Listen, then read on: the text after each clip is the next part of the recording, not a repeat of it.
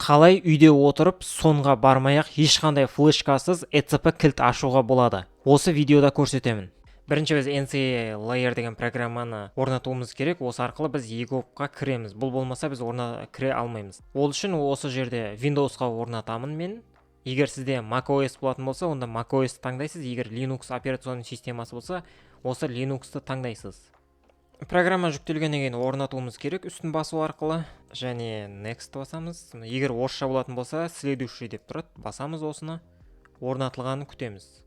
Орнатылып болғаннан кейін жаңа шетті көріп тұрғанымыздай, мына жерде міне әртүрлі осындай ескерту шығады. Демек, бізде сәтті орнатылды деген сөз. Сосын мына жерде мынадай бар, Windows 32 бит бар, 64 бит бар, осыған мән береміз. Енді көп жағдайда компьютер ол 64 битті, мен сондықтан міне осыны орнаттым. Одан кейін осы EGOV-тың сайтына өтемізде поискке получить ECP деп жазамыз. Сол кезде мына жерде получение ECP удаленно деп шығады, осыны басамын. Бұған тіке сілтемені мен осы видеоның астында тастаймын, және жаңағы программаны жүктейтін сілтемені де осы видеоның астына тастаймын, соны басып бірден өтіп кетсеңіз болады. Осы жерден заказать услугу онлайн дегенді басамыз. Және физически лицо дегенді басамын. Мына жерге өзіңіздің номеріңізді жазуыңыз керек. Және компьютерге міндетті түрде веб-камера орнатылған болуы тиіс. Онсыз болмайды. Және жазып болғаннан кейін отправить запрос дегенді басамыз. Егер бізде дәл осылай шығатын болса, 3 птичка шығатын болса, бәрі дұрыс деген сөз. Веб-камера қосылды, және NCA Layer қосылған. Егер қосылмаған болса, компьютеріңізде жаңағы программаны қосуыңыз керек. Бұндай жағдайда мына жерде жүкте деген осындай ескерту шығады.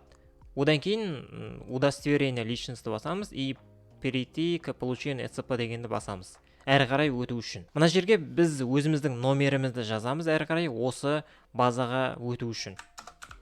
Бұл номерге код келеді. Телефонға келген кодты жазғаннан кейін әрі қарай тағы да номер жазуымыз керек. Әрі қарай разрешение сұрайды осындай, камераға доступ алуға, веб-камераға разрешить дегенді басамыз. Әрі қарай бізде міне камерадан біздің түріміз шығып тұрады. Начать дегенді басамыз, осылай келтіріп. Жақында деп тұр.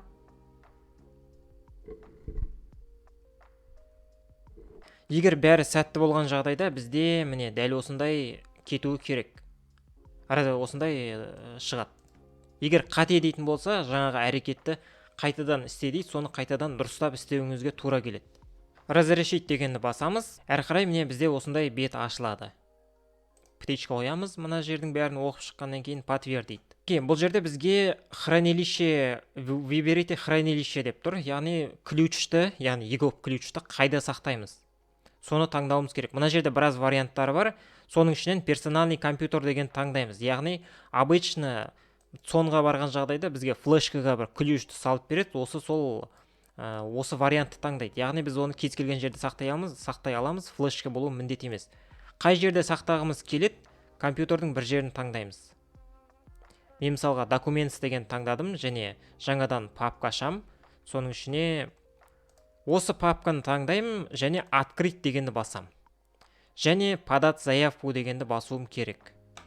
Азырақ күте тұрамыз. Одан кейін бізде дәл осылай бөлім ашылады. Бұл жерде бізге данныйларға проверка кетіп жатыр. Егер бәрін жаңадан статусын білу үшін обновить дегенді басуымызға болады. Текущий статус осындай деп тұр. Бұндай жағдайда бізге әрі келесі шаққа өтеміз. Ол үшін мына жерге ключ бар, енді бізде ключ выпускат етілді. Соған біз пароль қоюымыз керек. Мына сонда бәріне стандартты пароль қойып береді. 1, 2, 3, 4, абы деген бір хренді. Ондай керек емес. Сондай пароль алғанның өзінде оны өзгертіп тастау керек. Ол нифига безопасный емес. Мен бір пароль қояйын. Міне дәл осылай. Енді мен парольді бұрыннан өзім қоям. Ондай керек емес. Загрузить сертификаты дегенді басамыз. Сертификаты успешно установлен.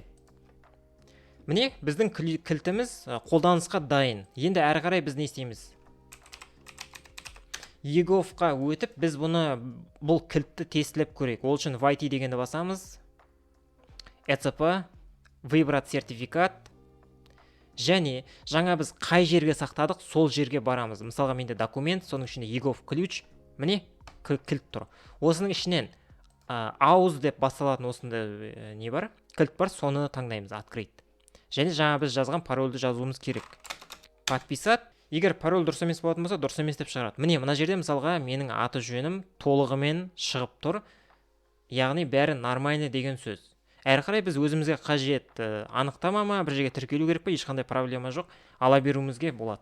Жаңа біз сақтаған ключ міне осы біз таңдаған папканың ішінде тұр. Егер қажет болатын болса, бұның барлығын алып біз өзіміздің ключімізге, өзіміздің флешкамызға сақтап алсақ болады. Мен мына ключті алып, бір облачной хранилищеге, облачной бір Яндекс диск ба, Google диск ба, соған сақтап қоюды ұсынам. Хотя бы электронный почтаның ішіне сақтап қойыңыз.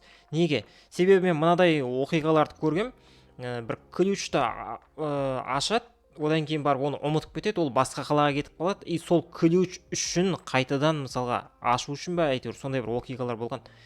Сондай ситуация болып қалуы мүмкін. Ключ керек кезде телефон арқылы кіресіз де скачать етіп алып, әрі қарай мынаны қолданып кетуіңізге болады, ешқандай проблема жоқ. Кейбір адамдар осы ключті тіпті былай жіберуге болатын, кейін қолдануға, былай қолдана беруге болатын білмейді. Ол үшін біз не істесек болады? Мен өзім Яндекс диск қолданам, бүкіл қажет ключтер менде осының ішінде тұрады. Жаңадан ашқан кілтті мен осы жерге міне салып қоям. Open. Және міне осылай. Қажет бола қалған жағдайда менде телефонда Яндекс диск орнатылған. Осыған кіремде ешқандай проблемасыз мен қолдана беруіме болады. Скачать етіп аламын да әрі қарай қолдана берем. Главный мен тұрған жерде интернет болу керек.